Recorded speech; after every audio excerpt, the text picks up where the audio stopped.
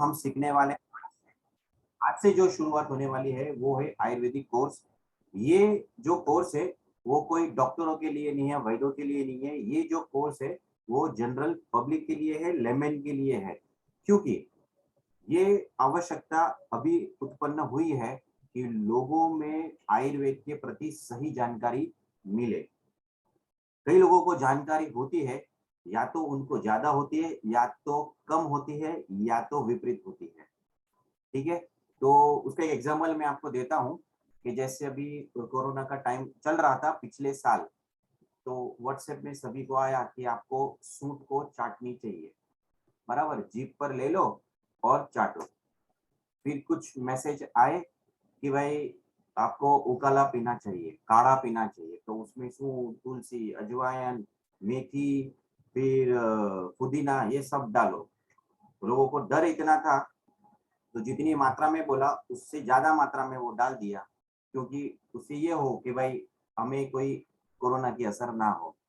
और हुआ ही है, तो इतना वो गर्म पड़ गया कि बाद में फिर एसिडिटी की प्रॉब्लम बहुत लंबे टाइम तक चली। तो क्या हुआ, आयुर्वेद का ज्ञान तो था लेकिन वो विपरीत था। तो यही मेरा लक्ष्य है, आप सभी को बताना कि आयुर्वेद के बेसिक प्रिंसिपल्स क्या है। इतना ही नहीं, आप अपने आप को कैसे जान पाओ कि हाँ मुझे ये रोग हुआ है, मुझे इससे रोग हुआ है, अगर मैं इसको छोड़ दूं तो मेरा 50% रोग कम हो जाए और आपको दवाई लेने की जरूरत ही ना पड़े। देखो अभी के टाइम में दो खर्चे सबसे ज्यादा है। पहला स्कूलिंग यानी एजुकेशन, एंड सेकंड मेडिकल। अगर ये दोनों एक्सपेंस को यदि आप माइनस कर दो ना, तो आप सब लोग करोड़पति हो जाओगे। ठीक है, तो कम से कम एजुकेशन का तो कुछ कर नहीं सकते, हाँ, लेकिन मेडिकल का करना वो हमारे हाथ में है। तो बस इसी लक्ष्य को ध्यान में रखकर ये हमने ये कोर्स रखा है। कोर्स इसलिए क्योंकि जैसे मैंने मैसेज में लिखा था कि आपको एज अ लर्नर बनना है, लिसनर नहीं बनना है।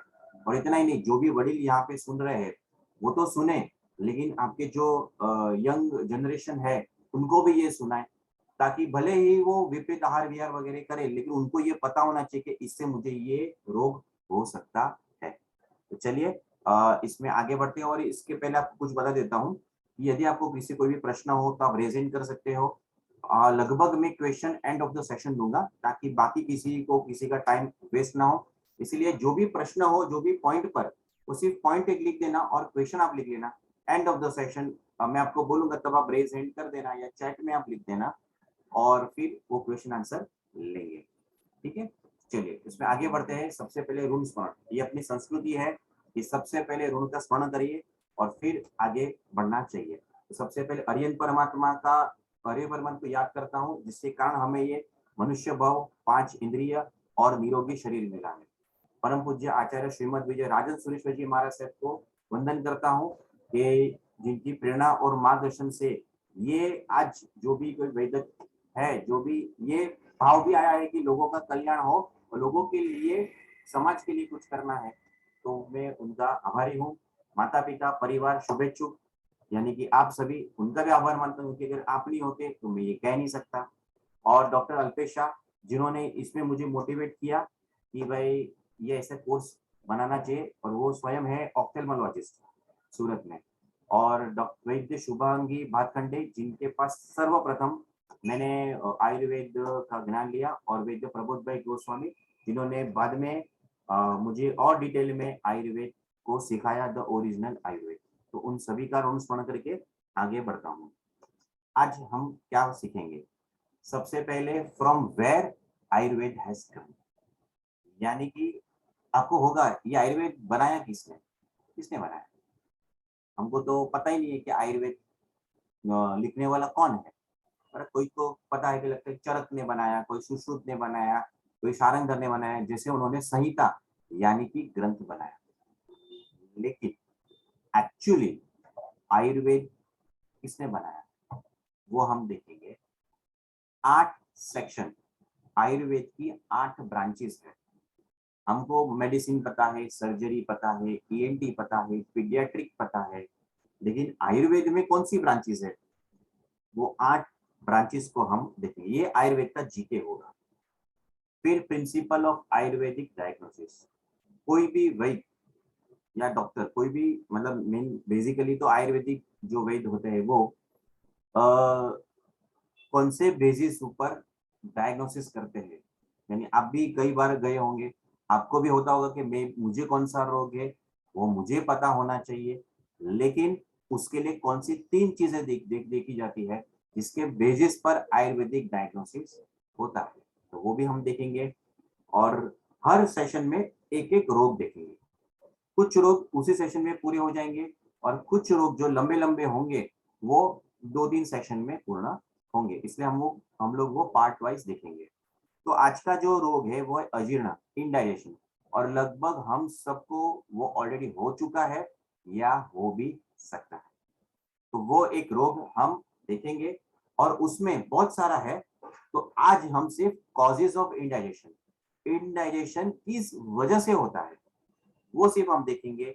फिर उसके लक्षण हम देखेंगे नेक्स्ट सेशन में, और उसकी ट्रीटमेंट क्या हो सकती है, घरगथ्थू उपचार क्या हो सकते हैं, आयुर्वेदिक औषधियां कौन सी जो मार्केट में अवेलेबल है वो हो सकती है, वो हम नेक्स्ट सेशन में देखेंगे। ठीक है, तो चलिए सेशन में आगे बढ़ते हैं। तो सबसे पहला, from where the Ayurveda has come, बराबर है, तो उसको बोलते हैं आयुर्वेदा अवतरण, यानी कि आयुर्वेद का अवतरण कैसे हुआ। तो इसमें भिन्न भिन्न आचार्यों के भिन्न भिन्न मत है। जैसे कि एक चरक संहिता यानी आयुर्वेदिक मेडिसिन की जो बोलते हैं ना कि बाइबल या गीता जो बोलते हैं वो है मेडिसिन के लिए, तो उनके अनुसार सबसे पहला नॉलेज ब्रह्मा जी को था। सुश्रुत संहिता में भी कहा है कि सबसे पहला आयुर्वेद का नॉलेज ब्रह्मा जी को था। यानी सुश्रुत संहिता वो एक सर्जरी, देखो इसके बाद में एक एग्जाम आएगी, आपको पोस्ट होगी, गूगल फॉर्म की एक लिंक पोस्ट होगी, उसमें मैं पूछ सकता हूँ। ठीक है, तो आप वो रेडी रहना।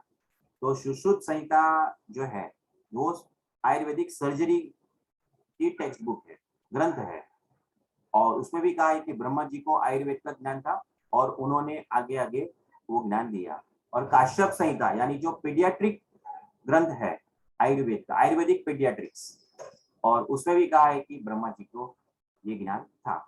और ये ब्रह्मा जी को ज्ञान था, उसके बाद उनके जो पुत्र थे दक्ष प्रजापति, उनको आया, फिर उसमें करते करते करते अलग अलग अलग जो भी आचार्य थे, ऋषि मुनि थे, उनके पास देवलोक से ये आयुर्वेद ग्रंथ, आयुर्वेद का नॉलेज उनके पास आया और फिर जन सामान्य को ये प्राप्त हुआ। ये वैदिक जो साहित्य है हिंदू संस्कृति में इस तरह से उसका अवतरण बताया है। लेकिन जैन आयुर्वेद में क्या बताया है, तो जैन आयुर्वेद का एकमात्र ग्रंथ अभी अष्टांग आयुर्वेद पर, जो मैं 8 ब्रांचेस बताऊंगा, वो 8 के 8 ब्रांचेस को कवर करने वाला ग्रंथ एकमात्र अभी जो प्राप्त है वो है कल्याण कारकम, यानी कल्याण को करने वाला। और उनके अनुसार और जैन ग्रंथों के अनुसार यह नॉलेज युगादि देव श्री आदिनाथ भगवान को ऑलरेडी वो था, क्योंकि वो जन्म से 3 ज्ञान से युक्त थे, मति ज्ञान, सुप्त ज्ञान और अवधि ज्ञान, ये तीनों ज्ञान से युक्त थे, यानी उनको भी वो नॉलेज पहले से ही था। जैसे वैदिक साहित्य में ब्रह्मा जी को सारा ज्ञान था, वैसे जैन शास्त्र के अनुसार आयुर्वेद का संपूर्ण ज्ञान भगवान ऋषभ देव को था। और ऋषभ देव भगवान ने स्त्रियों की जो 64 कला और पुरुषों की 72 कला जो बताई है, उसमें भी कई सारे आयुर्वेद के ब्रांचेस को इंक्लूड किया है। ठीक है, मुझसे पॉसिबल होगा तो मैं दोनों भी आपको बताऊंगा कि भाई नेक्स्ट सेशन में ये 64 कला में से कौन सी कला आयुर्वेद के रिलेटेड है।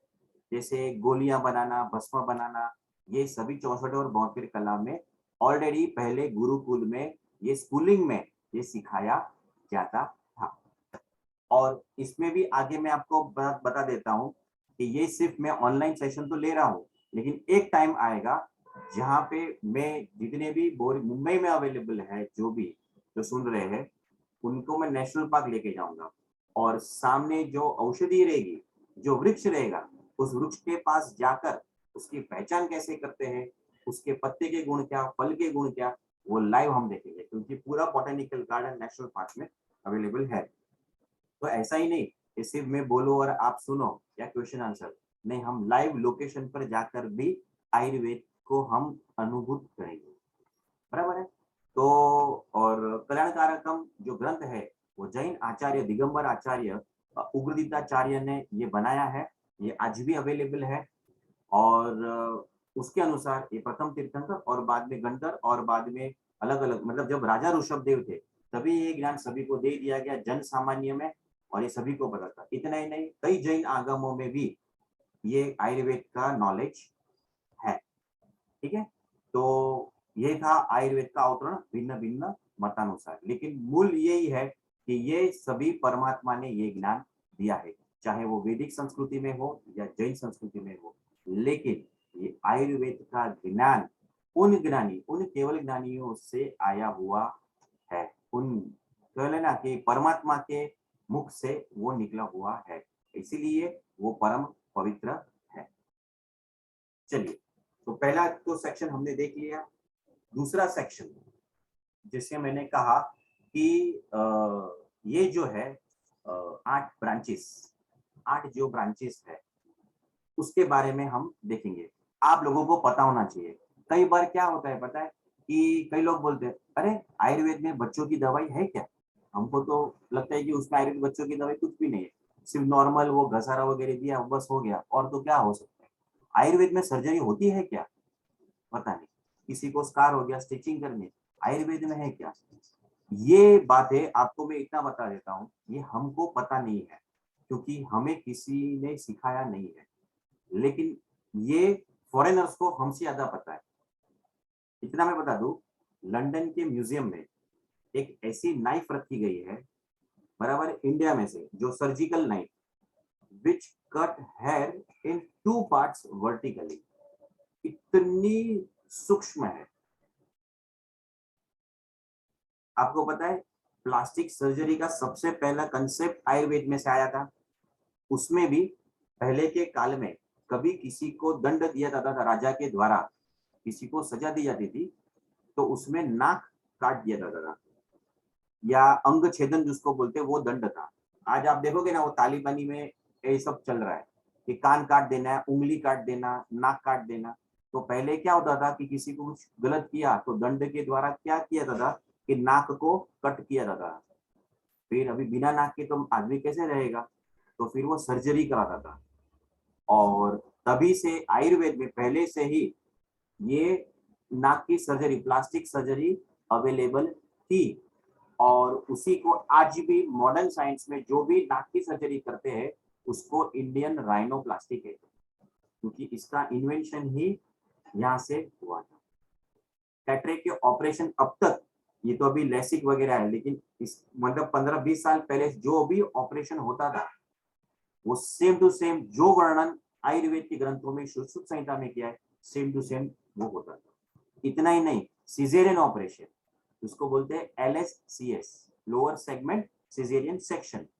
तो जो सिजेरियन कराते बच्चा बाहर निकालने के लिए, उसकी सेम पद्धति आज भी सेम टू सेम आयुर्वेद में ऑलरेडी सुश्रुत संहिता में बताई गई है।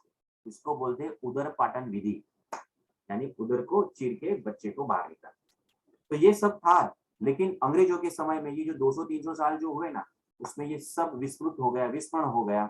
लेकिन इसे हमें फिर से समझना होगा। तो पहले तो कौन कौन सी ब्रांचेस है आज अवेलेबल, तो वो हम पहले देखेंगे। तो सबसे पहले आती है काय चिकित्सा। काय यानी शरीर, बराबर है, यानी ये जो ब्रांच है इसको बोलते हैं मेडिसिन। आप कहते हैं ना कि MD फिजिशियन है, बराबर, या GP है, तो ये सभी क्या होते हैं, मेडिसिन की ब्रांच कहलाई जाती है। तो जैसे मॉडर्न में MD होते हैं जनरल फिजिशियन, वैसे ही आयुर्वेद में जो MD करते हैं वो काय चिकित्सा में भी करते हैं। तो ये काय चिकित्सा मतलब आज का मेडिसिन की ब्रांच।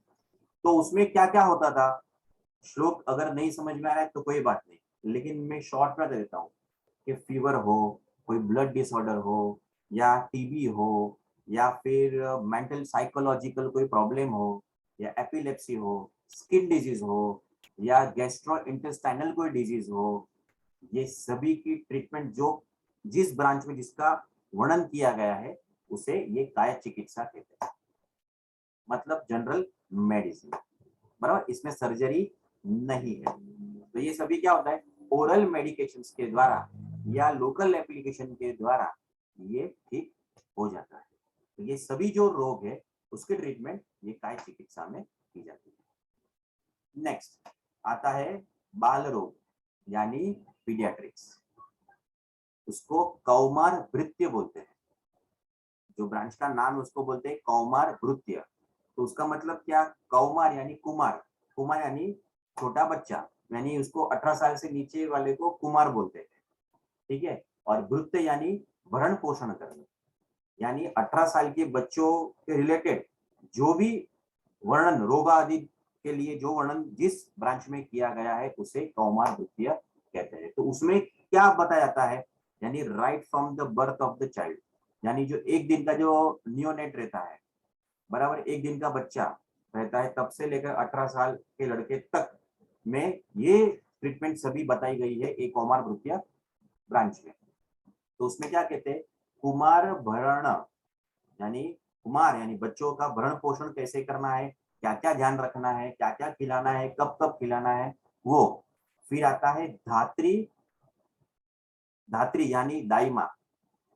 आपको शायद पता होगा कि पहले जो भी राजा होते थे और उनके लिए 5 धाव माता, जिसको धाव माता बोलते हैं, दाई माँ बोलते हैं, और मॉडर्न में मिडवाइफ्स बोलते हैं। तो उनका सिलेक्शन कैसे किया था, उनमें ऐसे कौन से गुण होने चाहिए कि उसको दाई माँ की तरह अपॉइंट किए जाए। अच्छा कूल, अच्छा शील, स्वयं माता होने चाहिए, फिर डिलीवरी का एक्सपीरियंस होना चाहिए। ऐसे पूरा धात्री के लक्षण, दाई माँ के लक्षण बताए कि ऐसे लक्षण वाली यदि कोई बाई हो, दाई माँ हो, तो ही उसे ऐसे धाव माता बनाना चाहिए। जैन ग्रंथों में आता है कि परमात्मा का जन्म होता है, फिर 5 धाव माता को स्थापित किया जाता है। एक धाव माता होती है कि वो सिर्फ जो बालक होता है उनको खिलाने खिलाने के लिए ही होते, टॉय से खिलाते। एक गांव माता आहार करवाने के लिए होता है, एक गांव माता अंगूठा चूसने के लिए, मतलब जब निकाल जाए चूसने के लिए, बराबर है। एक गांव माता वस्त्र आदि के लिए होता है, चला। तो ऐसे 5 गांव माता होती है, उनका अलग अलग कार्य होता है, लेकिन वो कैसे होनी चाहिए उसका वर्णन इस ब्रांच में किया है। दूसरा होता है क्षीर दोष संशोधनार्थ, यानी माता का जो दूध होता है वो कभी ज्यादा आता है, कभी कम आता है, कभी बिल्कुल नहीं आता, या उसमें भी कई दोष होते हैं, पस आदि हो जाता है, बहुत डिफरेंट डिफरेंट इश्यूज होते हैं आफ्टर डिलीवरी। तो उसकी ट्रीटमेंट इसमें बताई गई है। फिर दुष्ट स्तन्य, स्तन्य यानी जो माता का दूध। फिर ग्रह समुत्थान, एक इसमें और एक बताया है कि बालकों को अलग अलग ग्रह जो रहते हैं, अलग अलग ग्रह के नाम दिए हुए, ये जो सोम मंगल बुध वाला ग्रह नहीं, दूसरे सभी ग्रह है, नए गमेश आदि ग्रह होते हैं, उनकी ट्रीटमेंट। मतलब पहले ये बहुत था कि भाई बच्चे को कोई नजर लग गई है या कोई ग्रह नट रहा है, ऐसे सभी होता था। तो उसकी भी ट्रीटमेंट कैसे करते हैं वो भी इसमें बताई गई है। व्याधि नाम उपशमनार्थम, यानी जो बच्चों को जो भी रोग होते हैं उसकी ट्रीटमेंट पीडियाट्रिक्स की इसमें दी गई है। और मैं श्योर शॉट हूँ, श्योर शॉट, ये आपको डॉक्टर ने ना बोला होगा जिनके बच्चे हुए उनके लिए, फिर भी आपने बच्चे को, गुजराती में बोलते हैं गलथूती या घसारा, या जो सबसे पहले उसको दिया जाता है सोने का, वो सबने दिया होगा, सबने। डॉक्टर ने ना बोला होगा फिर भी मालिश करवाई होगी बच्चों को, डॉक्टर ने ना बोला होगा फिर भी आपने काजल लगाया होगा। तो ये सब क्या है, ये सब अपनी यही परंपरा है, और ये सभी का वर्णन इसमें है। काजल कैसे बनाना, मालिश का तेल कैसे बनाना, ये सभी इस ब्रांच में आता है। ठीक है, चलिए नेक्स्ट। फिर आता है ग्रह, काय बाल, और फिर आता है ग्रह। ग्रह यानी ये सभी है ना दैविक चिकित्सा रहते हैं, यानी कि देखो, ये कोरोना के टाइम में सभी लोग मेडिसिन तो लेते थे, लेकिन साथ में स्पिरिचुअल प्रोसेस भी करते थे। ये जो स्पिरिचुअल प्रोसेस है ना, वही ये ग्रह चिकित्सा है।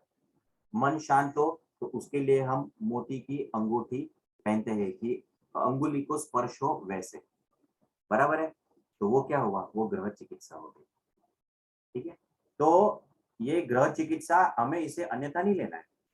ठीक है, तो इसमें क्या कहा है, देव असुर गंधर्व यक्ष रक्ष पितृ पिशाच नागग्रह ग्रहात उपसृष्ट चेतसा। देखो, आप सभी को पता होगा कि जैन शास्त्र में लघु शांति हो, बृहत शांति हो, हाँ, ये सभी स्तोत्र की रचना कहाँ से हुई कि जनोपदध्वंस यानी एपिडेमिक या पेंडेमिक फैल गया था, और तभी सभी महाराज साहिबों ने ये स्तोत्र बनाए और उसका जल सभी जगह छिटका, और वो मारी का उपद्रव जो भी थे वो शांत हो गए। और ऐसे अपनी हिंदू संस्कृति में भी काफी ऐसे वर्णन आते हैं कि यदि यज्ञ वगैरह आदि किया और सभी व्याधि का शमन हुआ। तो ये जो प्रोसेस है वो ये ग्रह चिकित्सा में आता है। यहाँ पे भूत विद्या यानी कोई भूत प्रेत की विद्या नहीं है। हाँ, ये हम ये समझते भूत यानी वो भूत नहीं, भूत यानी जीव, बराबर, जीव मात्र, जिसे हम पंच महाभूत बोलते हैं वैसे। ठीक है, तो ये सभी जो दैवी चिकित्सा रहती है, जो अपने हम लोग लॉजिकली वो प्रूव नहीं कर सकते, लेकिन ये अपनी भारतीय संस्कृति में ये है, तो उसी को ये ग्रह चिकित्सा कहते हैं। ठीक है, फिर नेक्स्ट आता है ऊर्ध्वांग। ऊर्ध्व अंग, ऊर्ध्व अंग यानी ऊपर का अंग, यानी यहां से लेकर ऊपर तक उसके अंग जो है, यानी इसको बोलते हैं ईएनटी, और आयुर्वेद में कहते हैं उसको शालक्य तंत्र। क्या कहते हैं? शालक्य तंत्र। इसमें ईयर, नोज और थ्रोट, ईयर, नोज और थ्रोट, ये तीनों चीज उसमें आ जाते हैं। और इसमें और क्या कहते हैं? कर्ण यानी कान भी आता है, नेत्र भी आता है, मुख भी आता है, नासिका भी आता है, यानी यहां से लेकर यहां तक ये सभी क्या आया? ऊर्ध्वांग। उसको शालक्य तंत्र बोलते हैं। तो शालक्य क्यों? क्योंकि उसमें नाम आया है शला का। शला का यानी एक डंडी, बराबर है, डांडी जो इसको बोलते हैं। तो जैसे हम अंजन शलाका करते हैं, तो शलाका यानी एक सली, सिलाई, सली होता है ना, जिसको गुजराती में सड़ी कहवाय, तो उनसे वो ट्रीटमेंट ये होती है, इसलिए इसमें ज्यादा उसका उपयोग होता है, और इसलिए उसको शालक्य तंत्र बोलते हैं। तो ईएनटी भी है, और मेरे कई कलीग्स है जिन्होंने ईएनटी ऑलरेडी, उसके डॉक्टर है और उसकी प्रैक्टिस भी ईएनटी की करते हैं आयुर्वेद में। हाँ, ये हमें मॉडर्न में पता है लेकिन आयुर्वेद में नहीं पता है। फिर आता है शल्य, वो शालक्य था, ये होता है शल्य। शल्य यानी सर्जरी, सर्जरी यानी सब आ गया। पहले तो क्या होता था, बुलेट्स वगैरह तो था नहीं, तो लकड़ी, पत्थर, फिर धातु, फिर हड्डी, फिर कोई पस हो गया, या अंदर गर्भ है, बराबर, अंदर मर गया है और उसको निकालना है, बराबर। तो ऐसी सभी ट्रीटमेंट जहां पे सर्जिकल इंस्ट्रूमेंट की जरूरत पड़े, शरीर को चीरना पड़े, उसको शल्य तंत्र बोलते हैं। तो ये शल्य तंत्र आज भी है, और कुछ कुछ सर्जरी एक्सक्लूसिवली आयुर्वेद की होती है, जैसे पाइल्स, फिशर्स, फिस्टुला, ये इसमें आयुर्वेद सबसे टॉप पर है और काफी अच्छा रिजल्ट है। लेकिन हमें यही पता नहीं होता है कि आयुर्वेद में शल्य था क्या। तो जब महाभारत का युद्ध हुआ, रामायण का युद्ध हुआ, तो मुझे बताओ, तब सबको लगा होगा, बराबर, घायल भी हुए रहेंगे, तो उनकी ट्रीटमेंट किसने की? आयुर्वेद के वैद्य। मॉडर्न साइंस है वो शायद पिछले 500-600 साल से है, लेकिन उसके पहले क्या था? उसके पहले केवल और केवल आयुर्वेद था। ठीक है, तो ये भी अपनी ब्रांच है। फिर आता है दंष्ट्र, यानी अगत तंत्र यानी टॉक्सिकोलॉजी। दो प्रकार के विष होते हैं, एक स्थावर और एक जांगम। स्थावर विष वह होते हैं कि जो प्लांट्स में से आते हैं, यानी ऐसे कई प्लांट्स होते हैं जो पॉइजनस होते हैं। ठीक है, तो अगर वो किसी ने खा लिया तो उसकी ट्रीटमेंट कैसे करनी है?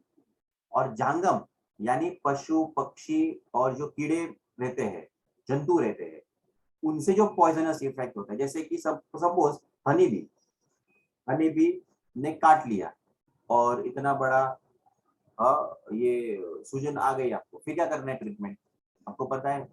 आज भी अगर ऐसा कभी होता है ना, सबसे पहले आयुर्वेद का ही फॉलो वो होता है, क्योंकि इंस्टेंट रिलीफ कहाँ से मिलेगी आपको? मॉडर्न साइंस में ऐसे कि आपको थोड़ा डॉक्टर को कंसल्ट करना पड़ता है, लेकिन ये घरगथ्थू भी आपको पता होना चाहिए। तो तुरंत हम बर्फ का सेक कर लेते हैं, या तो कुछ लेप, नीम का लेप लगा देते हैं, क्योंकि इजीली अवेलेबल कहाँ, आज तो आप मेट्रो सिटी में रहते हो, डॉक्टर इजीली अवेलेबल होते हैं, लेकिन जो गांव में रहते हैं वो क्या करते हैं। तो ये सभी चीजें आपको पता होनी चाहिए। तो इन टॉक्सिक जो टॉक्सिन होते हैं, जो विष होते हैं, उनका मारण कैसे किया था। इवन सर्पदंश, अगर सांप डसता है तो उसकी ट्रीटमेंट कैसे की जाती है। कितने प्रकार के सांप होते हैं, जब पॉइजन जाता है बॉडी में, वो उसके स्टेजेस क्या होते हैं, 10 स्टेजेस होते हैं पॉइजन की इफेक्ट के। तो उससे पता चलता है कि आदमी रहेगा कि स्वर्गवासी हो जाएगा। तो ये सभी वर्णन ये टॉक्सिकोलॉजी में किया गया है। हालांकि ये ब्रांच अभी इतना आयुर्वेद में इतना है अवेलेबल, लेकिन इतना प्रैक्टिकली अप्लाई नहीं है, क्योंकि मॉडर्नाइज में अभी काफी अच्छी तरह से एंटी स्नेक वेनम जैसे या स्कॉर्पियन बाइट के सभी मेडिसिन इतना इजीली अवेलेबल है और इतना इजी हो गया है, इसलिए इतना वो अभी इतना आगे वो नहीं बढ़ा है। और इसमें मेडिको लीगल सभी एक्सपेक्ट इसमें अगर तंत्र में आ जाते हैं। ठीक है, और पॉइजन भी ऐसे नए नए आए हैं जो आयुर्वेद जिसका वर्णन नहीं है। बराबर है। चलिए, फिर आता है जरा, 7वीं ब्रांच है जरा। जरा यानी रसायन तंत्र, यानी कि रसायन चिकित्सा। बराबर है। तो ये जो रसायन की जो ब्रांच है, जिससे साइंस ऑफ रिजुविनेशन यानी कि कायाकल्प। आप सभी लोग च्यवनप्राश आप सबको पता होगा, और अभी आपने शुरू भी कर दिया होगा च्यवनप्राश खाना। तो ये च्यवनप्राश नाम कैसे आया, बोलो आप में से किसी को पता है ये च्यवनप्राश नाम कैसे आया, तो आप रेज हैंड करो, थोड़ा इंटरेक्शन करते हैं। बोलो आप में से किसी को पता है कि च्यवनप्राश नाम कहाँ से आया, बोलिए। यस एनीवन, उसमें रेज हैंड ऑप्शन होगा शायद, तो फिर चैट में आप लिखो तो मैं उनको अनम्यूट में करता हूँ। ठीक है, तो च्यवनप्राश जो है वो पहले च्यवन ऋषि थे, और च्यवन ऋषि जो थे वो बूढ़े हो गए। यस सुरभि भाई, यस बोलिए। अब वही आप बता रहे हो जो ये कह रही थी अबे भाई। हाँ जी बोलिए ना, कंप्लीट कर दीजिए। यस। जी, च्यवन ऋषि जो थे मतलब जो मैंने सुना है या पढ़ा है, च्यवन ऋषि जो थे बहुत वृद्ध थे। तो यस। उन्होंने उनके पास एक युवती आई, बोले मेरे को तो मतलब शायद उनकी आँखों पे उन्होंने आँख फोड़ दी थी, ऐसा कुछ हो गया था, तो उनको श्राप मिला कि उनके पिता ने कहा कि नहीं, तुमने उनको आहत कर दिया, तो तुम इन्हीं के पास रहो, इनकी सेवा करो, इन्हीं की अब तुम पत्नी हो, या उनको सौंप दिया। तो फिर चमन ऋषि ने कहा कि इतनी सुकन्या है, तो उन्होंने रसायनों के मदद से अपने आप को पूरा रिवाइव करके एक नवयुवक के रूप में परिवर्तित कर लिया था। बराबर है, परफेक्ट परफेक्ट। यानी वो वृद्ध से युवान हो गए। तो वृद्ध से युवान होने की चिकित्सा का वर्णन जिसमें किया गया है वो है रसायन तंत्र। ठीक है, तो ये चीज होती है। बराबर। तो ये जितने भी उसमें दो टाइप के रसायन होते हैं। एक होते हैं कुटीर प्रावेशिक, यानी ऐसी एक कुटीर बनाई जाती है, उसके अंदर उस व्यक्ति को कम से कम 6 महीने रहना पड़ता है अकेले, और पूरी ट्रीटमेंट होती है उसके अंदर, वो उसका पूरा वर्णन आयुर्वेद शास्त्र में है। और 6 महीने के बाद जब वो बाहर निकलता है, जितने भी रिंकल्स वगैरह जो भी होता है सब क्लियर, और एकदम पूरा युवान होकर बाहर निकलता है। वो पूरा शरीर के शुद्धिकरण, औषधियां आदि 6 महीने तक उसको चलती है। और उसका एक प्रयोग जामनगर के आजू बाजू में भी वो चल रहा है। साउथ इंडिया में भी कई जगह पे ये अभी कुटी प्रावेशिक विधि बनाते, कुटी यानी कुटीर यानी झोपड़ी टाइप का। और दूसरा प्रयोग आता है वातातपी, यानी वात और आतप, यानी कि घूमते फिरते यानी डे टू डे काम करते भी आप रसायनों का सेवन कर सकते हो। तो आयुर्वेद ने दोनों, एक एक्सटेंसिव वाला भी बताया है और एक इजीली वाला भी बताया है। तो ये जो है वातात्पिक, ये हम सब लोग कर सकते हैं। आपने सब लोग ने त्रिफला तो लिया ही होगा या रोज लेते भी होंगे, तो वो रसायन है। कई लोग मुझे पूछते, मैं त्रिफला चूर्ण खाती हूँ, मुझे काफी अच्छा लगता है, लेकिन इसकी आदत तो नहीं पड़ेगी ना। तो मैं कहता हूँ, अरे आदत पड़ी है तो बहुत अच्छी आदत है, क्योंकि ये रसायन जो है अगर आप आजीवन लेते हो तो बुढ़ापा कभी नहीं आता। उम्र बढ़ती है, लेकिन जो उम्र बढ़ने के लक्षण है वो कभी आपको नहीं दिखेंगे। कई लोग हैं ना ऐसे यंग की यंग ही दिखते हैं, फिर ये अपना संतूर जैसा हो जाता है कि आपको देखकर आपकी उम्र का पता नहीं चला। ठीक है, ये चीज जो होती है ये रसायन है। ठीक है, तो आगे बताऊंगा सभी कौन कौन से रसायन है, आप घर पे कैसे बना सकते हो या कौन से अवेलेबल है और क्या क्या लाभ करता है। और लास्ट आता है वृष यानी वाजीकर, यानी संतान उत्पत्ति कैसे करते हैं, बच्चे को श्रेष्ठ संतान कैसे बनाना है, उसके लिए आहार विहार, उसकी प्रिपरेशन, उसका वर्णन, या जो मेल और फीमेल इनफर्टिलिटी, इस सब वर्णन इस ब्रांच में आता है और उसी को यह वाजीकरण तंत्र बोलते हैं। द साइंस ऑफ एफ्रोडिसियाक, जितने भी मेडिसिन आती है ये सभी उसके अंदर है और इसमें भी आयुर्वेद अभी वर्ल्ड में टॉप पे है। ठीक है, और रसायन में भी टॉप पे है।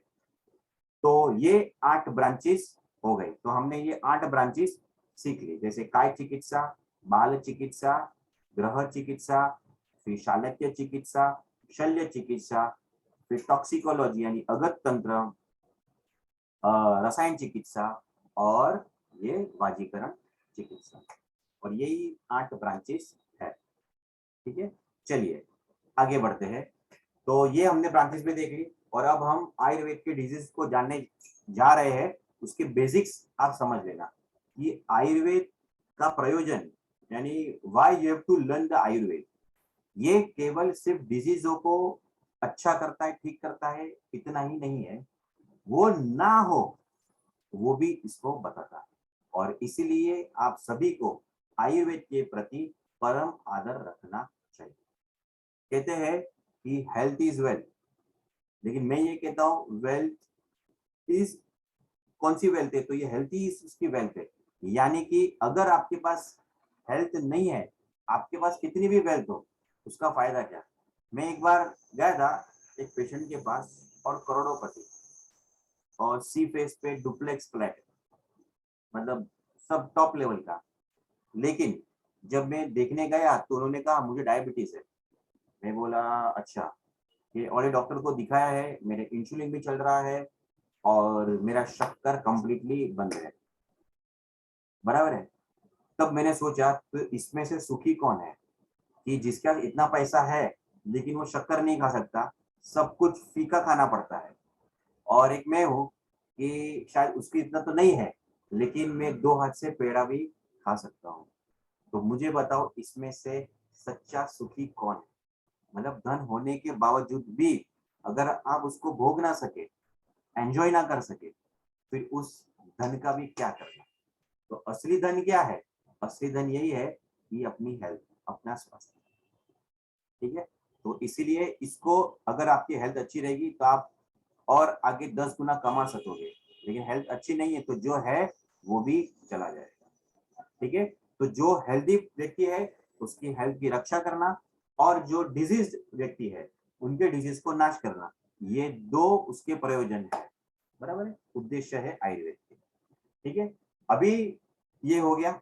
अभी मैंने बोला ना 3 चीजें होती है जिससे आयुर्वेद का डायग्नोसिस होता है। मतलब जब आप आगे जाओगे, आप खुद का, मैं जब बताऊंगा, सिखाऊंगा मैं आपको कि आपको डायग्नोसिस कैसे करना है, तब आपको ये प्रिंसिपल काम में आएगा और ये 3 चीज में पूरा आयुर्वेदिक डायग्नोसिस आ जाएगा। तो दोष, धातु और मल, ये 3 चीज आप याद रखना। क्या, दोष, धातु और मल। तो ये क्या क्या है, तो मैं एक करके बताता हूँ एकदम शॉर्ट में। तो दोष जो हमें दूषित करता है, खराब करता है, वो होता है दोष। और ये लगभग आप सभी को पता होगा। एक वात यानी वायु, पित्त यानी हम बोले एसिडिटी, हालांकि पित्त अलग है उसमें, लेकिन आपकी समझ के लिए वायु मतलब जो गैस होता है वो वायु, एसिडिटी होती है वो पित्त, और कफ ये सभी पता है। आप देखो ये कफ तो पुराना शब्द है, लेकिन आज भी मॉडर्न साइंस इसी कफ को यूज करते हैं, आप समझे। और आपको पता है what is the definition of drug. हमने जब फार्माकोलॉजी पढ़ रहे थे मॉडर्न की, तो उसमें सबसे पहले लिखा था definition of drug, drug is nothing but the dry herb, उसको ड्रग बोलते हैं, उसकी डेफिनेशन ऐसी थी। ठीक है, तो वायु, पित्त और कफ, ये 3 दोष है। ये अगर नॉर्मल रहे तो जीवन अच्छा, कम हुए तो खराब, और ज्यादा हुए तो भी खराब। ठीक है, तो ये ना बढ़ना चाहिए न कम होना चाहिए, लेकिन सम रहना चाहिए। फिर आता है धातु। धातु यानी जो शरीर को धारण करे, तो टोटल 7 धातु है। तो पहली है रस यानी कि प्लाज्मा। आपको पता है ना कि ब्लड आरबीसी अलग होता है, लेकिन जो लिक्विड पार्ट जो भी रहता है उसको बोलते हैं प्लाज्मा।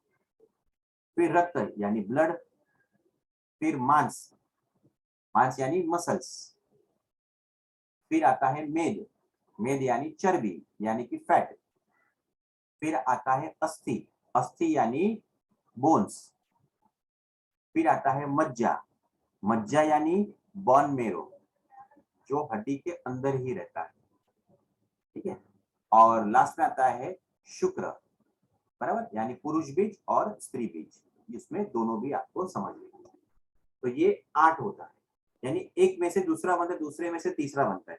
रस में से रक्त बनता है, रक्त में से मांस, मांस में से मेद, मेद में से अस्थि, अस्थि में से मज्जा और मज्जा में से शुक्र। ऐसे एक के बाद ये बनता है, ठीक है। तो ये हो गई 7 धातुएं। फिर आता है मल। तो मल यानी क्या, जो खराब करे, गंदा करे, यानी वो ऐसी चीज जिसे हमें बाहर फेंक देना चाहिए। तो ऐसे कौन से है, तो ये 3 चीजें हैं। मूत्र यानी कि यूरिन, पुरुष यानी कि स्टूल यानी 2 नंबर, मूत्र यानी 1 नंबर, और स्वेद, स्वेद यानी स्वेट, पसीना। अब मुझे बताओ, ये तीनों के दिन हम बाहर फेंक देते हैं? हाँ, फेंक देते हैं। ये अंदर है तो तकलीफ करेंगे? हाँ, अवश्य करेंगे।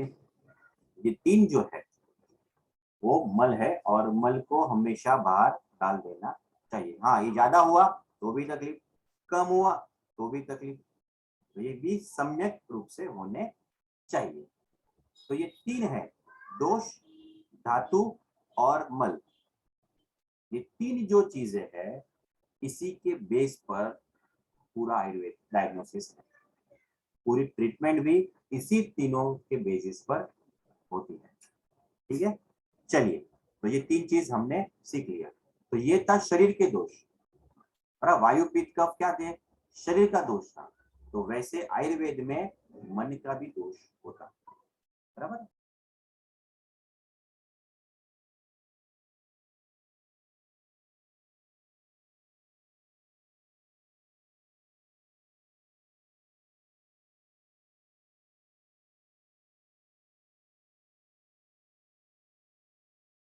अभी मन है ना, मन के 3 है, सत्व, रज और तम। लेकिन हम बोलते हैं ना, ये आदमी तो सात्विक है, तो सत्व जो होता है ना वो गुण होता है, तो वो नहीं है। लेकिन राजसिक और तामसिक लगभग हमने सुना होता है, हाँ ये राजसिक फूड है और ये तामसिक फूड है। तो रज और तम ये मन के दोष है, और ये हम सब में है।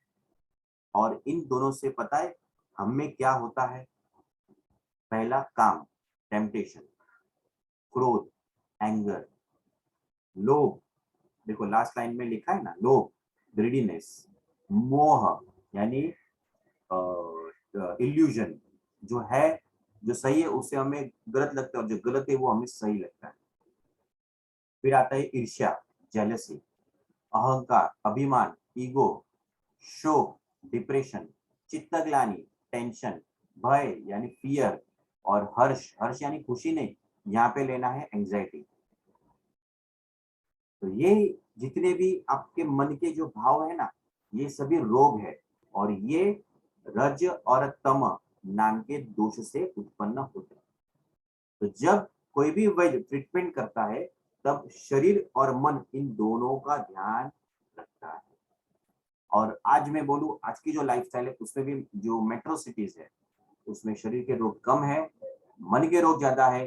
मन के रोग से ही शरीर के रोग हो रहे हैं। लेकिन अभी इसका डायग्नोसिस करने के लिए क्या करना पड़ता है? पेशेंट को टाइम देना पड़ता है, और समझो नहीं हुआ तो आपको सेल्फ असेसमेंट करना चाहिए कि मेरे शरीर में कितनी तकलीफ है और मन से कितनी तकलीफ है, और उसे ठीक करने का प्रयत्न करना चाहिए, ठीक है।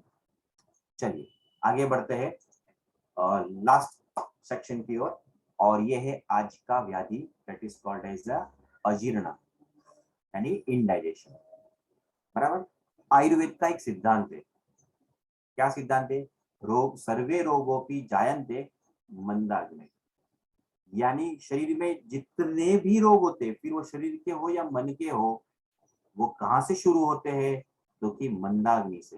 यानी डाइजेस्टिव जो सिस्टम है वो वीक हो जाती है, डाइजेशन पावर वो वीक हो जाता है, और इसी से सारे रोग, यानी नॉर्मल सर्दी से लेकर कैंसर तक जितने भी रोग हैं ये यहीं से शुरू होते हैं।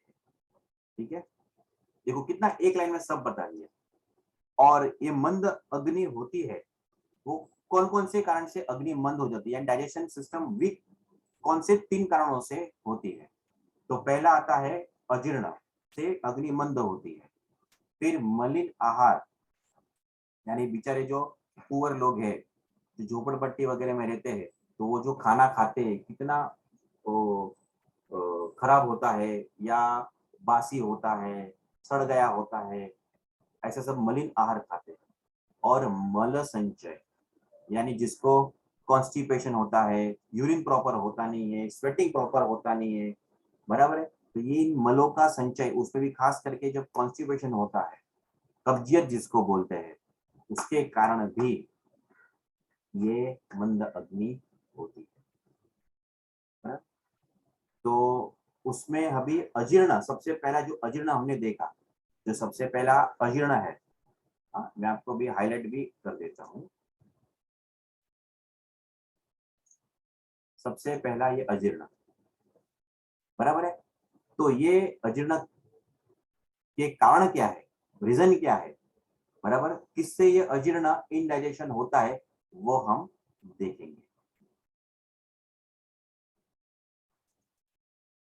तो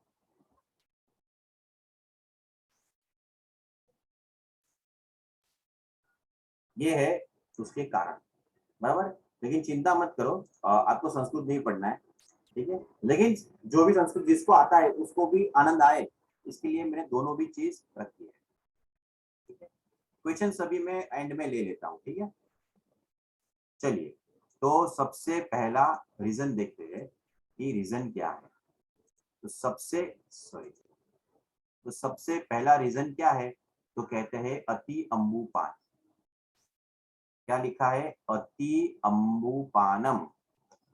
देखो यहाँ पे संस्कृत में लिखा अति अम्बुपानम। अम्बु यानी क्या? अम्बु यानी पानी, यानी इनडाइजेशन का सबसे पहला रीजन क्या है? Drinking more water. डॉक्टर हमें ये, यार सब काफी लोग ये व्हाट्सएप में भी आते हैं, बस 2-2 घंटे पे पानी पीते रहो, 1-1 घंटे पर पानी पीते रहो, बस पानी पीते रहो, पानी पीते रहो। नहीं, आयुर्वेद ना कहता है। तो हमें कब पानी पीना चाहिए, कब नहीं पीना चाहिए, कौन सी ऋतु में कितना पानी पीना चाहिए, कैसा पानी पीने से सॉरी, कैसा पानी पीने से वेट कम होता है, कैसे पानी पीने से वेट ज्यादा होता है, कैसे पानी पीने से हेल्थ मेंटेन होती है, कौन से पात्र में रखा हुआ जल कौन से गुणों को करने वाला होता है, इन सभी का उत्तर मैं एक पूरा सेशन पानी के ऊपर लेने वाला हूँ। आयुर्वेद के ग्रंथों में पानी पीने के बारे में जो भी नियम बताए हैं, उसका मैं पूरा अलग से 1 घंटे का सेशन लूंगा। बहुत मजा आएगा, क्योंकि वो प्रैक्टिकली आप अप्लाई कर सकते हो। ये जो सेशन क्लास है ना, ये प्रैक्टिकल एप्लीकेशन के लिए, यानी जैसे सेशन पूरा होगा, आप वो जो प्रिंसिपल है अप्लाई करना शुरू कर दोगे। जैसे कि आपने ये सुना अति अम्बुपाना, तो आप स्टॉप हो जाओगे, अरे तो कब पानी पीना है? तो जब प्यास लगे तब पानी पीना है, बस इतना आप ध्यान रखो। तो ये एप्लीकेशन कैसे होगा, क्लास होने के बाद तुरंत आप चालू कर दोगे। बस मेरा एम भी यही है कि मुझे आपको ऐसे सिखाना है कि राइट फ्रॉम राइट, अभी का अभी, जस्ट इंस्टेंट आप उसे अप्लाई कर सको। ठीक है, तो ये हो गया अति अम्बुपाना, यानी ड्रिंकिंग मोर वाटर, उससे अग्नि मंद होती है। जैसे आग पे पानी डालो तो क्या हो जाए, अग्नि मंद हो जाती है, ऐसे। फिर आता है विषम अशन, है ना, विषम अशन। विषम यानी विरुद्ध आहार या अलग टाइप का, और दूसरा आता है उसमें अशन यानी खाना। तो टेकिंग इनकॉम्पिटिबल फूड, विषम या विरुद्ध आहार खाना। विरुद्ध आहार यानी आपको पता है कि दूध के साथ फ्रूट नहीं लेते, शायद सबको पता होगा, आई हो। दूध के साथ फ्रूट नहीं लेना है, दूध के साथ खटाई नहीं लेनी है, चला। फिर दही के साथ जो है कुछ पदार्थ नहीं खाने हैं। देखो द्विदल अलग कंसेप्ट है, विरुद्धाहार अलग कंसेप्ट है। तो आपकी समझ के लिए आपको पता है, जैसे कि जो पनीर है, तो आयुर्वेद में पनीर को ना बोला है खाने के लिए। आपको लगे अरे यार पनीर तो मेरा फेवरेट है, उसके बिना तो कैसे रह सकते हैं, मतलब कुछ भी हो संडे का तो ये पनीर वाला ही होता है, होटल में भी ऑर्डर करते हो तो पनीर ही होता है, तो विरुद्धाहार कैसे होता है। तो दूध है, उसको आप फाड़ देते हो, वो किससे फाड़ते हो, कोई भी खट्टी चीज होनी चाहिए, नींबू का रस हो या फिर एसिड हो या फिटकरी हो या ऐसी कोई भी खट्टी चीज जिससे वो फट जाता है और उसके बाद आप बनाते हैं। तो दूध के साथ जब खटाई मिक्स हो गई, दही चलता है लेकिन वो पनीर नहीं चलता। लेकिन लेकिन विरुद्धाहार कौन खा सकता है, कौन कौन से व्यक्ति में ऐसे ऐसी क्वालिटी हो कि वो विरुद्धाहार को भी पचा सकता है, या ऐसे कौन से व्यक्ति है जिसको विरुद्धाहार की असर ही ना हो, उसका भी वर्णन आयुर्वेद में बताया है। वो भी मैं आगे आगे लूंगा। ठीक है, यानी आप गांव का कचरा भी कैसे पचाना है उसका वर्णन भी आयुर्वेद ने किया। ठीक है, वो आगे अपन देखेंगे। फिर आता है संधारणा। देखो संस्कृत में संधारणा यानी आप अपने नेचुरल अर्जिस को फोर्सिबली होल्ड करते हो। ये मैंने अपनी जो अनुभव में मैंने देखा कि जो शेयर बाजार वाले रहते हैं, क्या होता है, 9 बजे चालू होता है उनका और 4 बजे तक कंटिन्यूस टेबल पे बैठते हैं, न खाना पीना सोना और सुसु पट्टी भी वो लोग नहीं जाते, क्योंकि एक नजर भी ऐसी हटनी चाहिए नहीं। फिर डायमंड बाजार वाले, वो इतने अंदर मग्न होते, इतने अंदर मग्न होते, वो भूल जाते। या ऐसी कोई भी, ऐसे कोई भी स्थान जिसके सेट हो और जहाँ पे ग्राहकी ज्यादा चलती हो, कंटिन्यूस चलो कंटिन्यूस चलो कंटिन्यूस चलो, तो उस पैसे के लोभ में वो क्या करता है, यूरिन स्टूल नहीं जाता, तो ये इनडाइजेशन को पैदा करता है। ठीक है, तो कभी भी याद रखना, अपने वेग को, यूरिन हो उसे टोटल 13 प्रकार के वेग है। जो नेचुरल अर्जिस है ना, वो 13 टाइप्स के हैं, जैसे कि यूरिन, स्टूल, फिर टीयर, फिर खांसी, फिर छींक, फिर डकार, फिर नीचे का गैस, ऐसे टोटल 13 प्रकार के बताए। वो डिटेल में मैं लूंगा कि कौन से वो वेग है, उसकी ट्रीटमेंट भी दी गई है, उसमें मैं नहीं जाऊंगा, लेकिन कौन से 13 प्रकार के वेग है जिसको धारण यानी कि होल्ड नहीं करना चाहिए।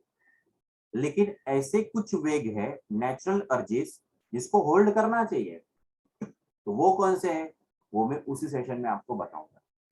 ठीक है, चलिए आगे बढ़ते हैं। फिर आता है स्वप्न विपर्य, यह आप सबके लिए खास है। स्वप्न विपर्य यानी स्लीप डिस्टर्बेंसेस।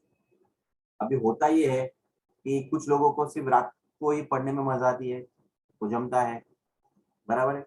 कुछ लोगों को ऐसी आदत होती है कि लेट तक जागना। कुछ के घर में जो जेंट्स है वो लेट आते हैं, उनका खाना पीना ये वो और लेट हो जाता है। और कुछ लोग नहीं, मैक्सिमम लोग वेब सीरीज रात को ही देखते हैं। और मैंने तो सुना 1 बजे 2 बजे 3 बजे तक वो देखते हैं और फिर सो जाते हैं और फिर सुबह 10 बजे जागते हैं। ये जो स्वप्न यानी सब ड्रीम्स नहीं, स्वप्न का अर्थ लेना है निद्रा, नींद, और उसका विपर्य यानी डिस्टर्बेंस कर दिया तो वो इनडाइजेशन होता है, और इनडाइजेशन से अग्नि मंद होती है और वहां से सारे रोग, कोलेस्ट्रॉल, बीपी, डायबिटीज, ये सब आते हैं। देखा, बड़े बड़े रोगों का मूल कितना छोटा होता है। मुझे बताओ, वृक्ष बड़ा कि मूल बड़ा? मूल हमेशा छोटा होता है, वृक्ष हमेशा बड़ा होता है। और इसीलिए जो भी बड़े बड़े रोग है इन छोटे छोटे कारणों से होते हैं। चलिए आगे बढ़ते हैं। फिर आता है ईर्ष्या। स्वप्न भी पड़ेगा, हाँ ईर्ष्या, यहाँ पे ना ईर्ष्या, जेलेसी। और ये एक नॉर्मल एक स्त्री सहज स्वभाव होता है, जैसे स्त्रियों में ईर्ष्या एक तत्व रहता है, पुरुषों में अहंकार नाम का एक तत्व रहता है। तो वो दोनों भी चीज जो है वो सीधा पेट पर असर करती है। ईर्ष्या से क्या होता है, उस व्यक्ति के प्रति हमें द्वेष भाव होता है, और उस मन का जो भाव होता है ना, उसके से सीधी पेट पर पड़ती है। इसलिए कहते हैं ईर्ष्या, फिर भय, फियर, फिर आता है क्रोध। और कोई भी ये मानने की तैयारी नहीं है कि मैं क्रोधी हूँ। और सी हम लोग फिर ट्रीटमेंट क्या करते हैं, इंडाइजेशन की गोली या सिरप ये जब देते हैं, लेकिन अगर स्वाभाविक सुधारा नहीं, ठीक कैसे होंगे? फिर आप क्या कहोगे, है दवाई का असर ही नहीं हुआ, लेकिन कहाँ से असर होगा, आप सुधरे ही नहीं तो। फिर लुब्ध यानी ग्रीडीनेस यानी लोभ, रुक यानी कि कोई भी रोग हो और उसकी वेदना हो। कभी कभी आपने देखा होगा कि कैंसर पेशेंट होते हैं, वो कीमोथेरेपी लेते हैं और कितना पेन होता है, कितना पेन होता है। उस पेन के कारण उसको मंदाग्नि हो जाती है, इंडाइजेशन हो जाता है। बराबर? फिर दैन्य यानी डिप्रेशन। बराबर? अभी सब यंगस्टर में भी ये चीज आ गई है, डिप्रेशन। आप सोचो, आप भी पढ़ाई करते थे और आप भी इतने कोई टॉपर नहीं थे, फिर भी आपको कभी डिप्रेशन नहीं आया? बराबर? लेकिन आज के उसमें क्या है, थोड़ा एग्रेशन बढ़ गया है, कंपटीशन बढ़ गया, और इसके कारण ये डिप्रेशन का तत्व भी बच्चों में आ गया है। फिर देखो क्या खास, ये देखो, और ये जेंट्स लोग सब लोग पढ़ रही है, प्रद्वेष युक्तेन सेव्यमानम, है ना, प्रद्वेष युक्तेन च सेव्यमानम, यानी द्वेष भाव से भोजन लेना। एक बार एक महाराज साहब ने व्याख्यान में कहा कि आप लोग क्या करते हो, आपकी जो श्राविका होती है, वाइफ होती है, इतना अच्छा आपको ध्यान रखती है, एक दिन चाय फीकी आ गई, चाय फीकी आ गई, और फिर भी आप बोलते हैं तुझे बनाने चाय बनाना नहीं आता, तुझे ये नहीं आता, तुझे वो नहीं आता। तो महाराज साहब ने सभी पुरुषों से कहा, आप एक दिन एक फीकी चाय, बिना शक्कर की चाय नहीं पी सकते हो, इतना कुछ बोलना जरूरी है क्या? हाँ, इतना द्वेष करना जरूरी है क्या? तभी एक भाई खड़े हुए, तो साहब जी को पूछा, साहब जी आपकी शादी हो गई है क्या? साहब थोड़ा ऐसे हो गए कि भाई क्या बोले, तो नहीं हुई है शादी, क्योंकि इसीलिए आपको कुछ पता नहीं है। हम एक दिन फीकी चाय चला लेंगे तो फिर रोज फीकी चाय पीनी पड़ेगी, ठीक है? तो ये क्या होता है, जेंट्स में ये सबसे ज्यादा होता है, ऐसा बना है, इसमें नमक कम है, इसमें शक्कर ज्यादा है, इसमें बराबर तला हुआ नहीं है, इसमें मसाला डाला नहीं है, क्या है ये?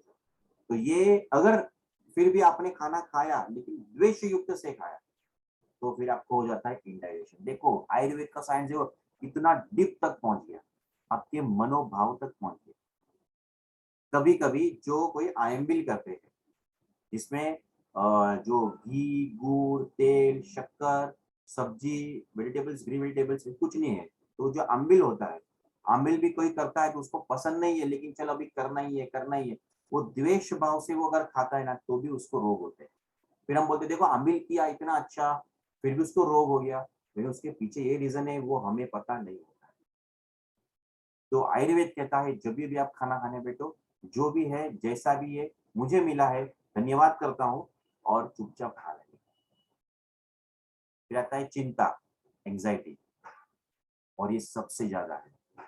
कई लोग आते हैं, मुझे एसिडिटी है, एसिडिटी है, एसिडिटी है, लेकिन ये जब हम देखते हैं अंदर जाके, उसमें एंजाइटी रहती है। और ये एंजाइटी अभी इतना क्यों डेवलप हुआ है, क्योंकि सबको क्विक चाहिए, क्विक, फटाफट, सब फटाफट होना चाहिए, और नहीं आया ये गुस्सा हो गया।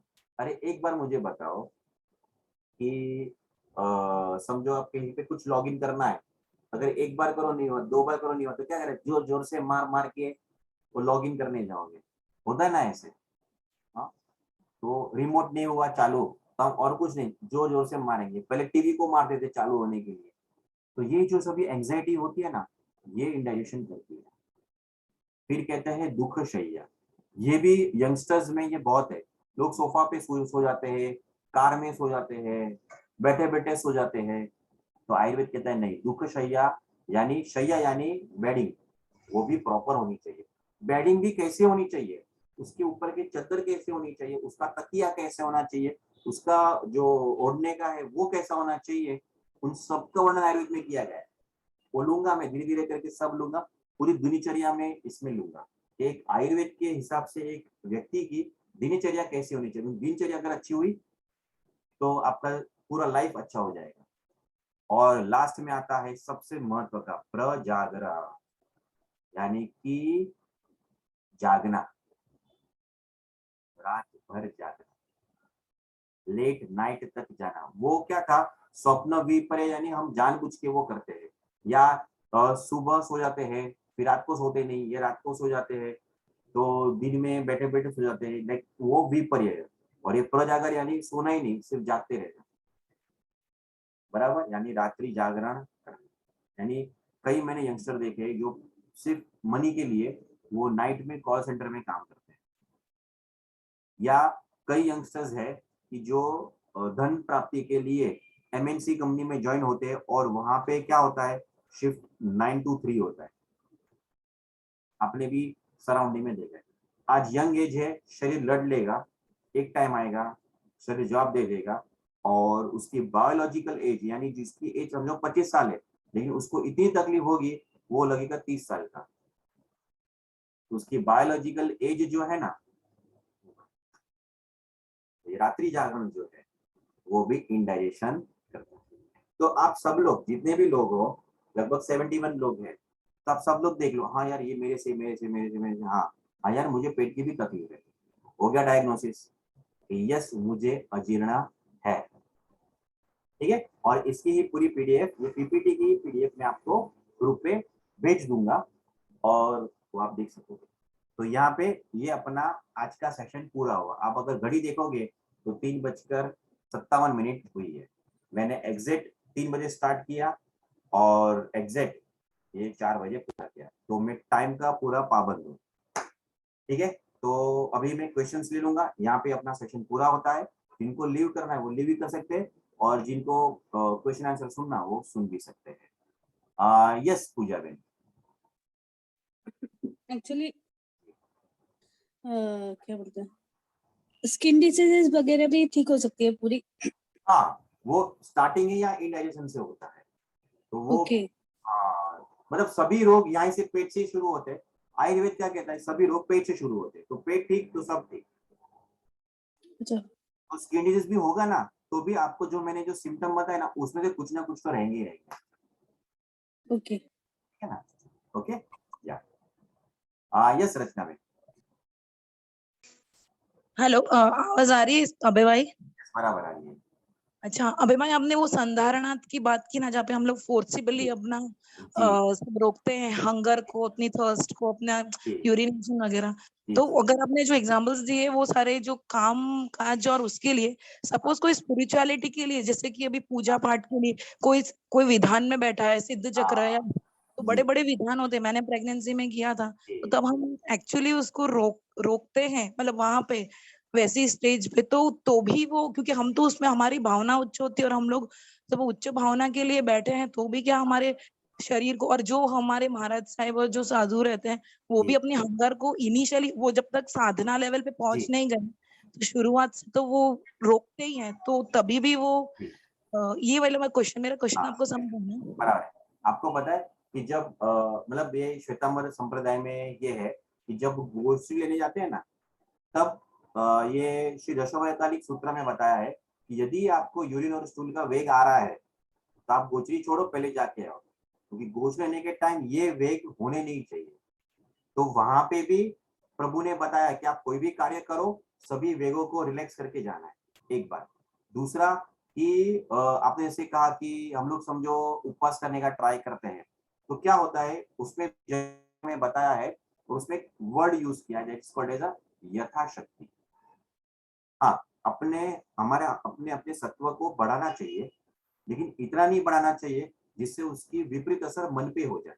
कई बार क्या होता है कि कोई एकाष्ठा ही करता रहता है, लेकिन अभी उसको उपवास करने का मन हुआ और बोला मैं उपवास करूंगी ही करूंगी, और उपवास किया, और फिर इतना एसिडिटी हुई, हेडेक होने लगा, पूरा दिन बेड पे रहे, और फिर कल बोलती है कि भाई मैंने तो उपवास कर लिया, मैंने तो पुण्य बांध लिया। तो भगवान बोलते ऐसा नहीं हो सकता, ये गलत हुआ। ऊपर से उसने पाप का बंद किया, अशुभ कर्म का बंद किया, क्योंकि उसने अपनी शक्ति से ऊपर जाके किया। इसलिए हमें हमारे में 12 प्रकार के तप बताए हुए हैं। किसी से उपवास होता है, किसी से स्वाध्याय होता है, तो किसी से विनय होता है, तो किसी से व्यावच होता है, किसी से उणोदरी होती है। तो ये सभी हमारा ये उसमें बताई गई है, और इसीलिए उसमें ये वेग धारण की प्रोसेस उसमें नहीं आएगी। हाँ, आपको लग रहा है कि मैं उपवास एकदम मस्त तरीके से कर सकती हूँ, जैसे पूज्य हंस रत्न सूरी महाराज साहब है, 180 उपवास कर लिए, खेल खेल में कर ली और हम तो 180 सोच के बेहोश हो जाते, तो वो हमारी कैपेसिटी वो नहीं है। इसलिए तो वो वेग को धारण नहीं करते, लेकिन वो अपने शरीर को ऐसा ट्रेन करते हैं कि विदाउट कोई इफेक्ट, यानी अपनी शक्ति को बढ़ाना वो चलता है, लेकिन जितनी शक्ति है फिर उतना ही तप करना चाहिए। और तीसरा जो आपने पूजन का बताया, एक्चुअली तो क्या होता है, पूजे के वस्त्र जो होते हैं ना, वो अपने उसमें पता है कि 48 मिनट से ज्यादा रखना नहीं चाहिए। कई लोग गिरिराज यात्रा भी पूजा के वस्त्र में करते हैं, वो कोई अलग कारण हो तो चीज अलग है, लेकिन अपने यहाँ भी बताए कि अपने पसीना वगैरह भी बहुत हो जाता है, तो 48 मिनट से ज्यादा पूजा के वस्त्र नहीं रखने चाहिए। और इसीलिए लेकिन पूजन तो लंबा चलता है, तो फिर क्या करे, और इसीलिए है ना वो मदन फल, जिसको गुजराती में मिंडल बोलते हैं, वो पहनाते हैं। और उसका एक काम ये सभी जो स्पिंटर है ना उसका संकोच करना, यानी वो नेचुरली वेग को लाता नहीं है। और इसलिए ध्यान में रखना, कोई भी बड़े बड़े पूजन होंगे ना तो हाथ में पहनाते। कभी आपने सोचा वो पहनाते क्यों है? अभी ये जाने दो, पूजन जाने दो, अभी शादी में ही हुआ तो क्या करेंगे, अभी फेरे ले रहे तो क्या करेंगे, तभी भी ये पहनाते। तो ये एक रीजन है, उससे भी ये चीज नहीं होती, लेकिन फिर भी अगर हुआ तो आपको वो क्लीन आउट करके ही बैठना चाहिए, फिर शुद्ध वस्त्र में आना चाहिए। ठीक है, नेक्स्ट यस संपत्ति।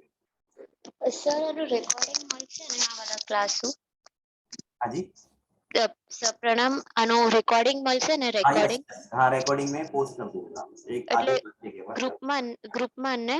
यस यस ग्रुप में અને સર તમે કીધું મનના રોગ બી પેટથી ઇનડાઇજેશન થી સ્ટાર્ટ થાય છે, તો હાઉ ઇઝ ધેટ પોસિબલ? मतलब એ કઈ રીતે हाँ મનના રોગ? हाँ, मन से पेट पे कैसे असर होती है, तो एक हाँ। एग्जांपल देता हूँ कि भाई जैसे फीमेल्स को जो मेंस्ट्रुअल साइकिल होता है, जो पीरियड्स आते हैं, बराबर है, तो वो क्यों आते हैं कि हार्मोन की वजह से आते हैं, हार्मोन चेंज हुए और पीरियड्स आते हैं।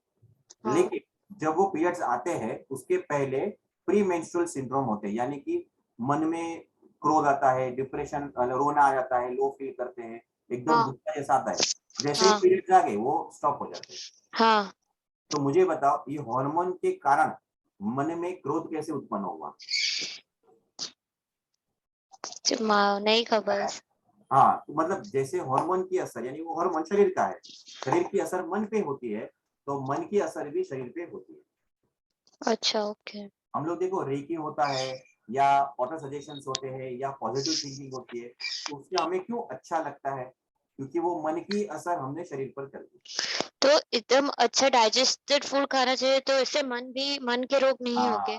आपको पता है मैं वो सेशन लूंगा, खाना कैसे खाते हैं, मन की अवस्था कैसे रहती है कि जिससे, और थाली में क्या क्या होना चाहिए, और कौन सी जगह पे खाना खाना चाहिए, और खाना कैसे खाना चाहिए, उसका पूरा वर्णन आयुर्वेद में दिया हुआ है। तो वो सेशन में आपको डिटेल में वो आहार जो है आहार की विधि वो आ जाएगी, है ना। अच्छा, ओके सर, प्रणाम। Okay, yes Ankita ben, sorry Ankit. Pranav bhai, આપણે તમે કીધું ને કે ચ્યવનપ્રાશ ખાવું જોઈએ, તો અત્યારે તો ઘણી બધી કંપનીઝ આવે છે ને ચ્યવનપ્રાશ, રાઈટ? તો કયું તમારા હિસાબથી સૌથી બેસ્ટ છે? पता है मैं जब छोटा था ना तब हम लोग, मतलब छोटा मतलब ये 17 साल प्रैक्टिस के हुए, लेकिन पहले भी मदर च्यवनप्राश बनाती थी घर पे।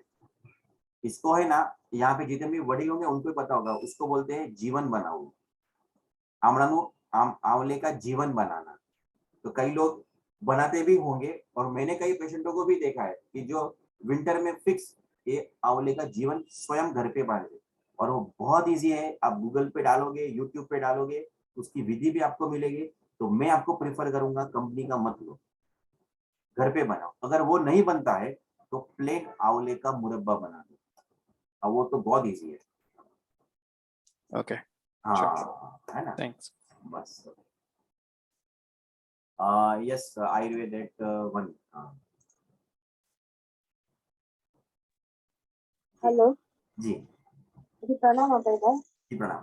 आपने जो ये मन के रोगों के बारे में बताया ना, शायद अगले के अगले क्वेश्चन में डाटा मेरा आंसर आ ही गया है। मुझे इस सब बीमारियां बहुत ज्यादा है, 1.5 साल से दवाइयाँ चल रही है, इसका आयुर्वेद में भी सॉल्यूशन होता है, मुझे पता ही नहीं था। मुझे मेरी डिलीवरी बीच में गई ना, तो उसमें भी मुझे प्री पोस्ट डिलीवरी सीजर्स आए थे, ये सब डॉक्टर ने बोला ये मन के हिसाब से ही है। और अभी भी मेरी दवाइयाँ चल रही है, आयुर्वेदिक होम्योपैथिक एलोपैथिक दोनों चल रही है, फिर भी इतना ज्यादा इफेक्ट नहीं हो रहा है। तो इसके हिसाब से मैं आपको कंसल्ट करना चाहती हूँ, पर मैं सूरत में हूँ, आपसे बात करनी हो तो फोन पे या पर्सनली बात कर सकती हूँ बाद आप में? बात भी कर सकते हो, और जो मैं सिखाऊंगा फॉलो करेगा ना, मेरे पास आने की जरूरत भी नहीं पड़ेगी। और याद रखना, दवाई है एक लेवल पे काम करेगी, लेकिन अगर पोस्टमार्टम डिप्रेशन ठीक करना है तो वो अपने मन से ही वो करना है। और हमारे पास एक सबसे बड़ा प्लस पॉइंट ये है कि हमें परमात्मा मिले, जैन हो, जैनेतर हो, जो कोई भी धर्म के हो, लेकिन उनके जो लोग जिनको परमात्मा में श्रद्धा है, बस उनके शरण में चले जाओ, आपके आधे मानस रोग चले जाएंगे। उनके गुणों को याद करो, वो कैसे शांत है, क्षमावान है, करुणावान है। जितना जितना वो पढ़ोगे, पॉजिटिव बुक्स रीडिंग करोगे, पॉजिटिव थॉट्स करोगे, या पॉजिटिव टॉक करोगे, ऑटोमेटिकली चला जाएगा। बाकी ये रोग नहीं है, ये एक सिम्टम है, और लक्षण को दूर करना बहुत डिफिकल्ट नहीं है। लेकिन हम लोग क्या करते हैं, एक छोटे से रोग को इतना बड़ा स्वरूप देते, ओ ये क्या हो गया, ऐसा तो कुछ मैं मेडिटेशन करती हूँ, रोज अष्टप्रहरी पूजा, ये वो धार्मिक सब कुछ करती हूँ, फिर भी डॉक्टर मुझे सिर्फ डिप्रेशन एंजाइटी की दवाई दे रहे हैं, 1.5 साल से खा रही हूँ, फिर भी मुझे कुछ पता नहीं चल रहा है ये क्या हो रहा है सब नहीं। कुछ। बस तो ये भी धीरे धीरे कम हो जाएगी, 101% कम हो जाएगी। ठीक है, अपने में कॉन्फिडेंस रखना। ठीक है, और सर मैं आपसे पर्सनली बात करना चाहूँ तो कब बात कर सकती हूँ? हाँ, आप मुझे सिर्फ मैसेज ड्रॉप कर देना, मैं आपको बता दूंगा। ओके, हाँ, thank you sir, thank you very much. Okay, yes Dolly Ben. प्रणाम sir.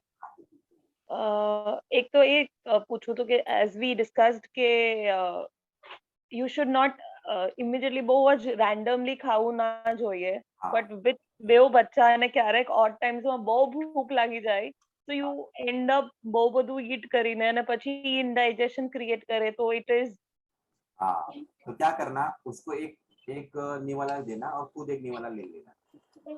I have tried practicing this with 1 2 3 but क्या हो નથી गया, फिर થતું. 2 हो गया, 2 हाथ ऐसे जाएंगे, तो फिर बोलना आप मुझे खिला दो। ठीक है, हाँ। Because indigestion is the reason. I don't know if you हम इससे लिंक कर सकते हैं कि I have put on, मैंने वेट बहुत ज्यादा गेन कर लिया है That is the from one of, that, हाँ, ये इंडाइजेशन से स्टार्ट होता है। like हाँ वैसा मुझे लग रहा है, because जब से I have मैं आपको साइकिल मैं बताता हूँ। इसलिए हाँ, उसका साइकिल बताता हूँ। इंडाइजेशन हुआ तो आपने जो खाया वो पचा नहीं, जो पचा नहीं तो क्या हुआ, रस रक्त मांस में जो धातु मैंने बोली तो मेद तक पहुंचा, फिर उसके आगे तक नहीं पहुंचा क्योंकि डाइजेशन वीक है। फिर क्या हुआ, मेद बढ़ता गया, मेद बढ़ता गया, मेद बढ़ता गया। तो इसमें हम लोग क्या करते हैं, वेट लॉस की ट्रीटमेंट करते हैं, लेकिन उसके पहले डाइजेशन की ट्रीटमेंट करो। तो जो आप मेडिसिन भी लेना है तो वो पचाने की भी क्षमता आप में होनी चाहिए, नहीं तो उसी मेडिसिन से इंडाइजेशन होगा, क्योंकि मेडिसिन भी आप पचा नहीं पाओगे, ना यार अग्री। है ना। तो ये विशियस साइकिल है। तो हाँ, सबसे पहले डाइजेशन को इम्प्रूव करो। लेकिन ओके मुझे डाइजेस्ट हो चुका है या नहीं हुआ है वो कैसे पता चलेगा, वो नेक्स्ट सेशन में मैं बताऊंगा। Okay sir, waiting. Thank you.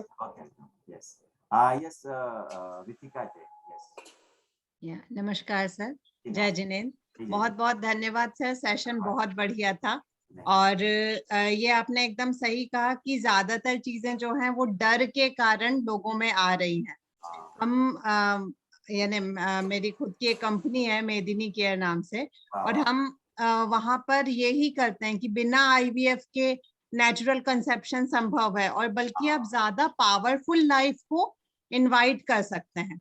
साथ ही साथ हम ये भी करते हैं कि अष्टांग गर्भ संस्कार करते हैं, तो प्रेगनेंसी में जितनी समस्याएं हैं वो नहीं होंगी और पोस्टमार्टम डिफिकल्टी नहीं होगी।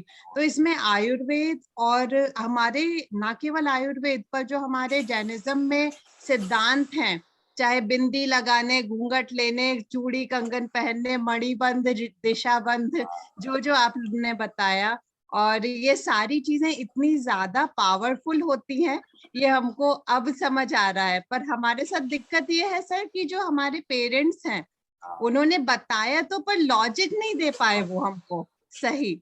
और आज की जनरेशन अगर उनको लॉजिक दिया जाए तो वो बहुत अच्छे से पालन करती है इन चीजों का। तो चाहे मंदिर जाना, चाहे अभिषेक करना, चाहे ध्यान में बैठना, वो सब कुछ। तो बहुत बहुत बधाइयां आपको कि आप इस चीज को इतने अच्छे से प्रमोट कर रहे हैं, और आपसे मिलकर बहुत अच्छा लगा सर। बहुत अच्छे विधिका बेन, और आप भी जो कार्य कर रहे उसकी भी बहुत बहुत अनुमोदना। और इसीलिए ना इन्होंने जैसे विधिका बेन ने कहा कि अपने ना पूजा जब करने जाते हैं ना तो फीमेल्स को 16 श्रृंगार करने के, आप बिल्कुल को है ना पता भी नहीं होगा 16 श्रृंगार के नाम क्या है। हाँ, लेकिन इतना अच्छा है कि नाम पता नहीं है, क्योंकि करने जाओगे ना हस्बैंड वहां बाहर वेट करेगा और 1 घंटा लग जाएगा वो श्रृंगार करने में। नहीं सर, ये भी होता है कि जो सेहत होती है ना वो कल्चर का विषय होता है। तो जैसे जो आहार चल रहा है, ऋतु चल रहा है, रजस वाला परी चल रहा है, अगर हम उसको कल्चर में डालें तो ये चीजें बहुत आसानी से हम कर सकते हैं। वो हमारे ही हाँ, वो हमारे ही प्रोटेक्शन के लिए होती हैं। बिंदी लगाना, चूड़ियां पहनना, उससे फीमेल्स ही प्रोटेक्टेड रहेंगी, इम्बैलेंसेस कम होंगे उनमें। और देखो जब आप बहने सब गोल्ड के ऑर्नामेंट, डायमंड के पहन के मन कितना खुश हो जाता है। बस ये मन खुश होना, बस वही है। देखो पूजा में भी क्या बोलते हैं कि मन प्रसन्नता में थी पूज्य माने जिनेश्वरी। पूजा का फल क्या है कि मन का प्रसन्न होना। मन प्रसन्न हुआ, डायरेक्शन अच्छा हुआ तो द्रव्य आरोग्य भी मिलेगा और भाव आरोग्य भी मिलेगा। बिल्कुल सर, और अगर हमारा खुद का सिस्टम स्ट्रेंथन है तब तो पत्थर भी पचा लेंगे, नहीं तो खीरा भी नहीं पचता सर, गैस हो जाती है लोगों को। तो बहुत बहुत धन्यवाद सर, आप बहुत बढ़िया काम कर रहे हैं, बहुत बहुत अनुमोदना। नमस्कार। यस प्रियल भाई। हेलो जी प्रियल। हाँ प्रणाम सर। તમે ઓલા 7 ધાતુ કીધા હતા ને, હા, તો એમાંની છઠ્ઠી મજ્જા હતું ને એનું મીનિંગ શું કીધું હતું? બોન મેરો। શું? બોન મેરો। બોન મેરો, ओके। हाँ बस अभी चैट में सिर्फ ले लेता हूँ मैं प्रश्न। आप सभी का आभार, और यही मुझे इंस्पायर करता है कि हाँ भाई चलो और कुछ करें और कुछ करें। ठीक है, तो अगला सेशन होगा क्या क्या उसमें होगा। देखो अगले एपिसोड का भी आपको बता देता हूँ कि आज हमने आयुर्वेद का अवतरण देखा, कितने उसकी ब्रांच से वो देखे, अजीर्ण के कारणों को देखा। अभी अगला सेशन जो होगा उसमें इनडाइजेशन के सिम्टम्स। आप बोलते हैं ना मुझे पेट भारी लगता है, पेट फूला हुआ लगता है, छाती में बाहर लगता है, ये सभी है, लेकिन वो एक्चुअली अजीर्ण के है नहीं है, वो आप खुद से चेक कर लेना। और दूसरा, मेरा आहार पच गया है कि नहीं, मेरा डाइजेशन अच्छा है कि नहीं, उसके सिम्टम्स क्या है, आपको सिर्फ चेक बॉक्स में टिक टिक करना है। हाँ ये हो रहा है, ये होता है, ये होता है, यस मेरा डाइजेशन एकदम परफेक्ट है। और अजीर्ण के कितने प्रकार है। कई लोगों को यही लगता है कि खट्टी डकार आई तो एसिडिटी है, ऐसा नहीं है, वो एक विदग्धा जीर्ण भी हो सकता है, बराबर है। तो वो कैसे आप जानोगे, तो वो भी आपको सिर्फ पूरा आयुर्वेद कैसे पता है, चेक बॉक्स में टिक करना है, टिक टिक, हाँ ये अरे ये तो ये रोग है, बहुत ही इजी, बहुत ही सिंपल है। और ये है ना लोक भोग्य होना चाहिए। ये पहले क्या था पता है, हर घर में था, और अभी क्या हुआ है कि आपको स्पेशल ओपिनियन लेना पड़ता है, स्पेशल किसी को कंसल्ट करना पड़ता है, लेकिन इससे आयुर्वेद बढ़ेगा नहीं और कंस्ट्रिक्ट हो जाएगा। ये मेरी इच्छा है कि विश्व में ये चीज, इसके प्रिंसिपल, और पता है आपको वायु पित्त कफ अभी है ना 3, 1000 साल के बाद भी 3 ही रहेगा, चौथा कोई नहीं आएगा। मॉडर्न साइंस आज वो ये वेरिएंट हुआ, फिर ये वेरिएंट हुआ, फिर कल वेरिएंट हुआ, टेक्स्ट बुक बदल दी जाएगी। आपने देखा है चरक संहिता जो है वो एक ही ग्रंथ है, वो 1000 साल तक इतनी ही रहेगी। हाँ उसमें कमेंट्री होगी, उसमें सब टीका टिप्पणी जो भी अंदर कमेंट्स आएंगे वो आएगी, वो बढ़ सकती है, लेकिन उसका ग्रंथ तो वही होगा। इसलिए उसको बोलते हैं त्रिकाल बाधित, यानी भूतकाल वर्तमान भविष्य में यही चीज रहेगी, वो अनचेंजेबल रहेगी, उसके प्रिंसिपल्स। तो ये प्रिंसिपल को जानने के लिए हम लोग नेक्स्ट वीक में मिलेंगे, उसकी डेट टाइमिंग्स सब मैं आपको ग्रुप पे पोस्ट कर दूंगा। आपने शांति से मुझे सुना और सहन किया, उसके लिए आप सबको धन्यवाद, प्रणाम।